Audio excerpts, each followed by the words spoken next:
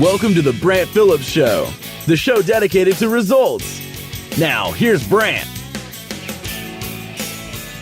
Welcome everybody to the Brant Phillips Show. I'm Brant Phillips, and yes, this is the show dedicated to only one thing, my friend: results. Helping you create results in your life and in your business. And today I'm going to talk about running your business like Mark Cuban. That's right, running your business like Mark Cuban. So today I'm going to start the show off with a little bit of story time, a little Brant Phillips story time for you. So I'm going to go back in time a little bit to when I had recently gotten out of college, graduated from college. I moved back to my hometown. My hometown is actually Dallas, Texas, not Houston, like some of you may believe, but I was actually born and raised in the Dallas area.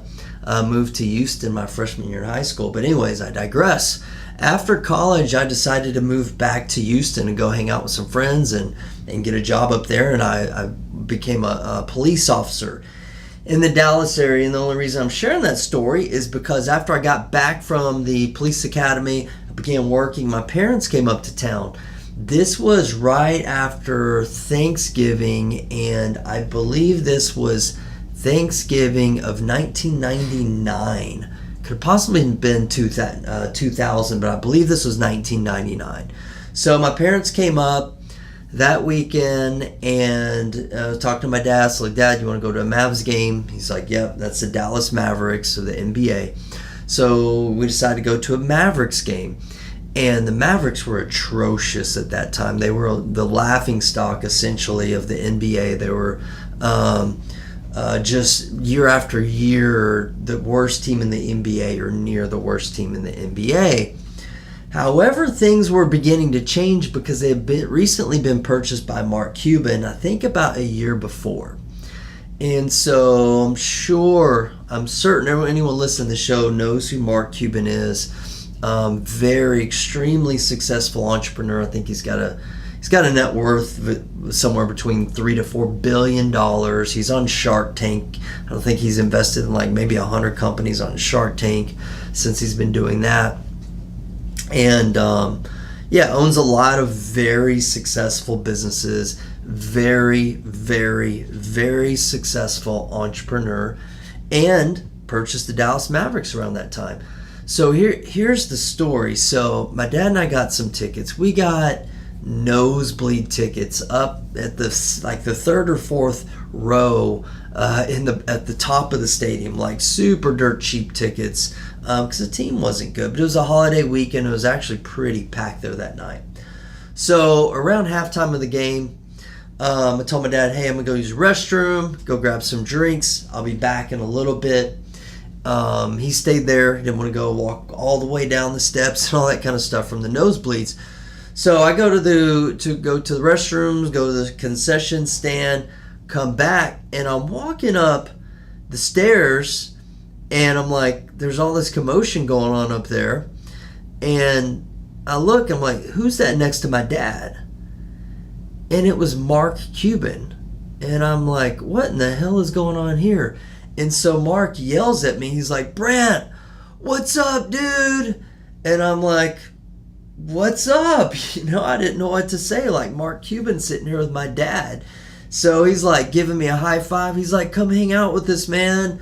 And so he hung out with us up in the nosebleed seats for a while, maybe 5, 10, 15 minutes, just hung out. The game had started. He's yelling, and there's a reason he was up there. So the game starts, and like he's yelling at the refs. He's high-fiving the fans and just like telling jokes and just like having a blast.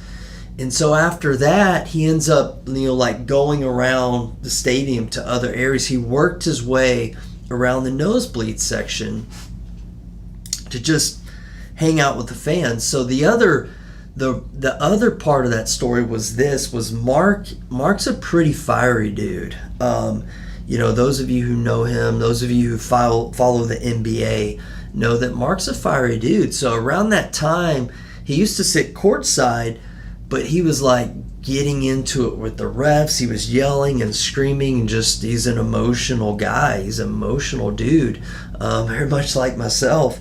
And so he was getting in trouble. He was getting fined. He was getting banned from games, like to the point where he couldn't go to the game, like for a game or two or something like that. And he was like getting fined hundreds of thousands of dollars. So he started going up into the stands, partially because he didn't want to get fined and he could say whatever he wanted from up there because the refs couldn't hear him.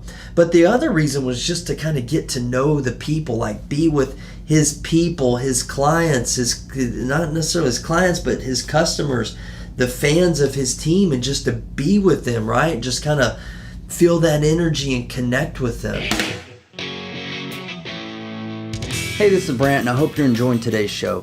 If you're at a place in your life or your business where you just feel stuck, or you just don't know what actions to take to help you get unstuck or onto the path to creating the results you truly desire, please take a few minutes and go to my website, brantphillips.com. There's some really valuable resources and information that may be able to help you out.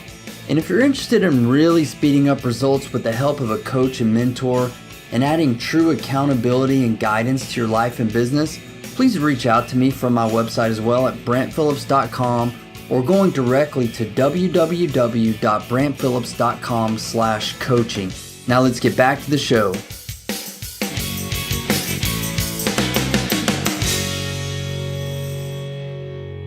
So there's a lot of takeaways from that lesson, because I've never seen another NBA owner, or much less a professional sports owner, that does that. And you see some things like this a little bit, kind of, sort of, like with this Undercover Boss kind of show and things like that. But Mark wasn't like disguising himself; like he was right there with everybody.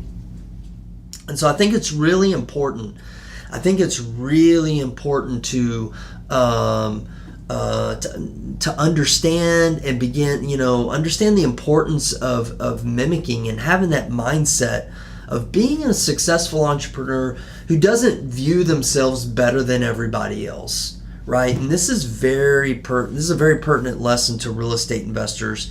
It's really important that you get on the level, with the people in the nosebleed seats, so to speak. Mark was wearing, blue jeans and t-shirts. I got my picture taken with him, everything like that night, and I'll post it on my website for this, specific to this podcast now that I'm thinking about it. But he's a t-shirt and blue jeans kind of guy, and whether you respect everything he says and does, which you probably don't, but that's cool, because guess what? He remains true to himself, and he gets on the level, with the people in the nosebleed seats and the workers and just the average Joe people. And I've seen this parallel in the real estate world with how certain investors treat their contractors, right? So I've seen this as a positive side. Like, we take really good care of our contractors. We take care of them not only financially, but we have barbecues, we have picnics, we invite their families out, we own or finance homes to a lot of our workers. But most important, like, we just treat them with respect.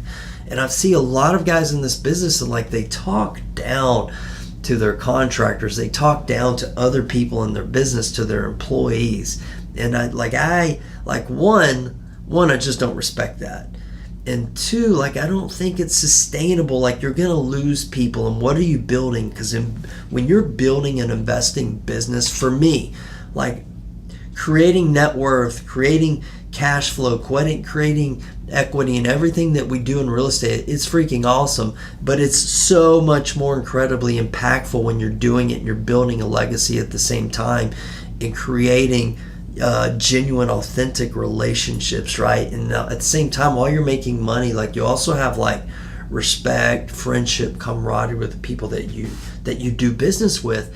So that's the reason I'm sharing this story. It came up, I was sharing this story the other day in my office with some of my staff and telling about when I met Mark Cuban, because we were talking about Shark Tank or something like that, and just started thinking about this story. And it's like, if you want to be like the best, you need to think like the best, right? And you need to do the things that the best do.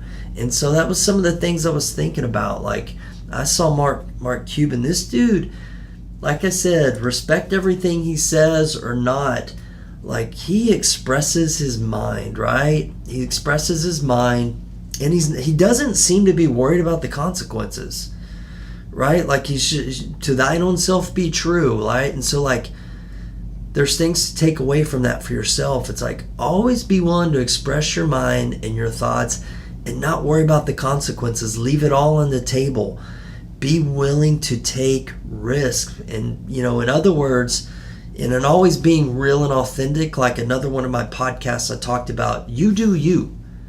Like you just do you and don't worry about anything else. Don't worry about the naysayers, my friend. Like you run your business the way in your heart, like you feel called to do, and you take the risks that you need to take, and you take care of the people. You take care of the people that are going to help you get there, because you're not going to get there alone. And another thing about Mark, like I'll tell you, like the dude, like I just know that he works his ass off. Like he busts his butt. I want to share a little quote I found from Mark Cuban I found online. He says, "Sweat equity is the most valuable equity there is. Know your business and industry better than anyone else in the world.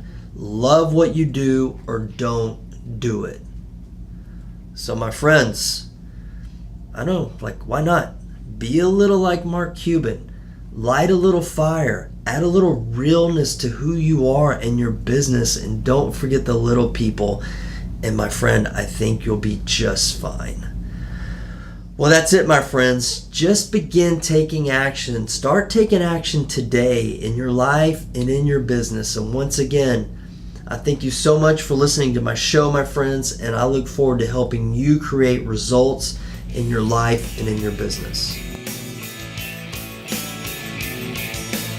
You've been listening to The Brant Phillips Show. To listen to past shows, get updates on future shows, and find other resources or information about coaching, visit BrantPhillips.com.